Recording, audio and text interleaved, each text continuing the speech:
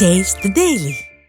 சென்னையில் பாலியல் வன்கொடுமை குற்றங்களை கண்டித்து விடியா திமுக அரசுக்கு எதிராக நடைபெற்ற ஆர்ப்பாட்டத்தில் பேசிய கழக செய்தி தொடர்பாளர் சிவசங்கரி, பெண்களுக்கு 50% வரை உள்ளாட்சி நிர்வாகத்தில் அதிமுகவிற்கு இடம் அளிக்கப்பட்டதாகவும், ஆனால் தற்போதைய திமுக ஆட்சியில் பெண்களின் உரிமைகள் அனைத்தும் பறிக்கப்பட்டு இருப்பதாக குற்றம் சாட்டினார்.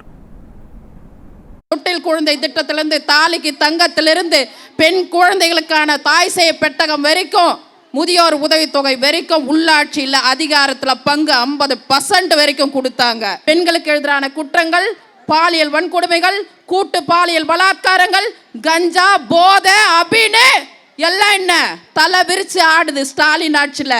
எப்போ பார்த்தாலும் கேட்பாரு, வெக்கம் மானம் சூடு சொன்ன. நான் கேட்குறேன், ஸ்டாலினை பார்த்து கேட்குறேன், உதயநிதி பார்த்து கேட்குறேன், வெக்கம் மானம் சூடு சொன்ன இருக்கா?